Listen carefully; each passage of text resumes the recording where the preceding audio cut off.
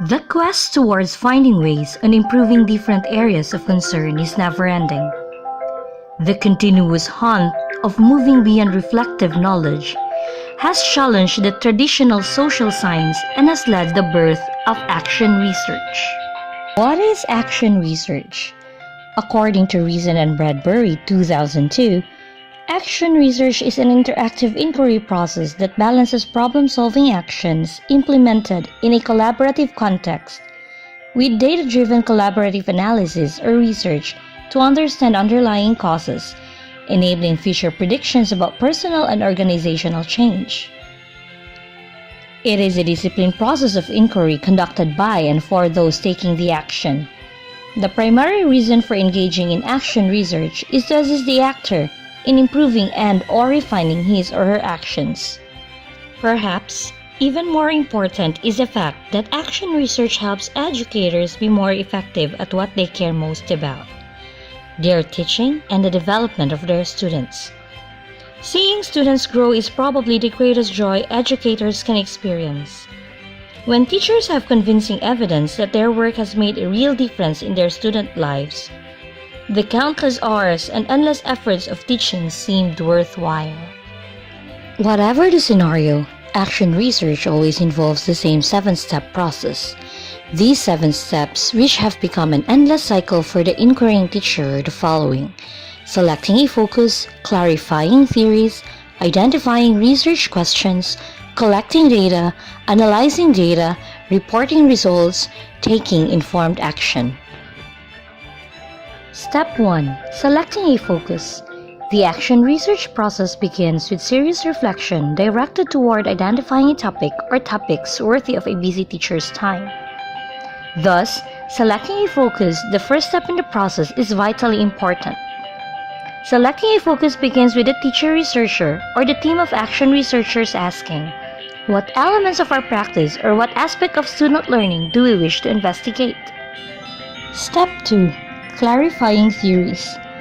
The second step involves identifying the values, beliefs, and theoretical perspectives the researchers hold relating to their focus.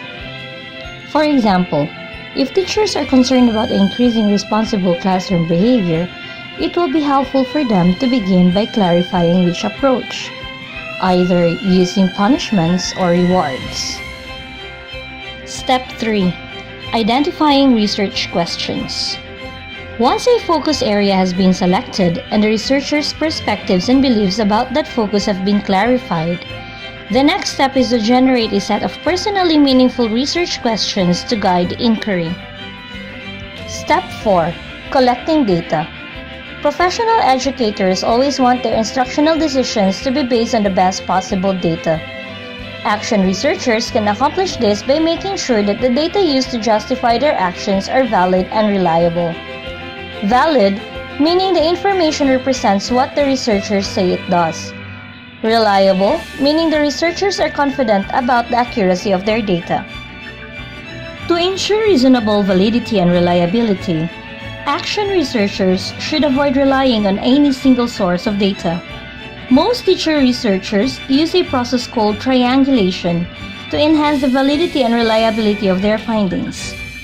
Basically, triangulation means using multiple independent sources of data to answer one's questions. Step 5. Analyzing data.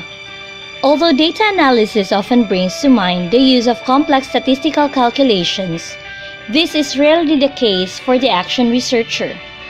A number of relatively user-friendly procedures can help a practitioner identify the trends and patterns in action research data.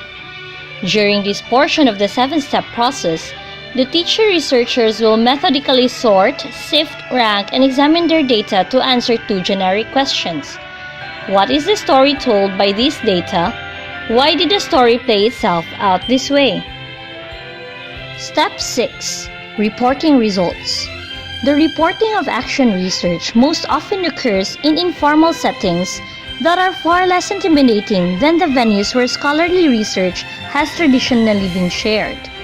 Regardless of which venue or technique educators select for reporting and research, the simple knowledge that they are making a contribution to a collective knowledge base regarding teaching and learning frequently proves to be among the most rewarding aspects of this work.